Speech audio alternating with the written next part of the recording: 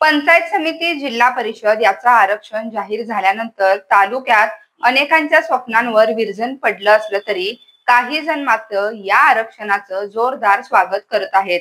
त्यामुळं तालुक्यात हालचाली वेगावल्या आहेत। तालुक्यात 11 जिल्हा परिषद असून रेंदाळ हा एक मात्र खुला गट राहिला आहे आणि कुंभोज आणि कोरुची हे महिलांसाठी खुले आहेत। उर्वरित 8 गट हे आरक्षित असल्यामुळे स्थानिक लोकांच्या स्वप्नांवर मात्र विरजण पडलेलं आहे। त्यामुळे दिग्गज नेत्यांनी आपली प्रचार यंत्रणा थांबवली आहे। हातकणंगले तालुक्यामध्ये खासदार धैर्यशील माने हे शिवसेना शिंदे गटाचे तर विद्यमान आमदार हे जनसुराज्य पक्षाचे आहेत। इचलकरंजी मतदारसंघातील राहुल आवाडे हे भाजपचे आहेत।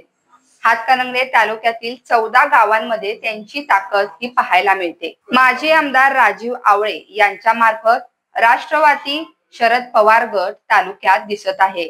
संपर्क जिल्हा प्रमुख संजय चौगुले यांच्या मार्फत शिवसेना उद्धव बाळासाहेब ठाकरे यांची ताकद आपल्याला तालुक्यात पाहायला मिळत आहे। शिवाय आमदार अमल महाडिक आणि माजी आमदार राजू आवळे यांची तालुक्यात चांगलीच पकड आहे। ही निवडणूक प्रामुख्याने स्थानिक गटाऐवजी पक्षीय होणार असल्याचे चिन्ह दिसत आहेत।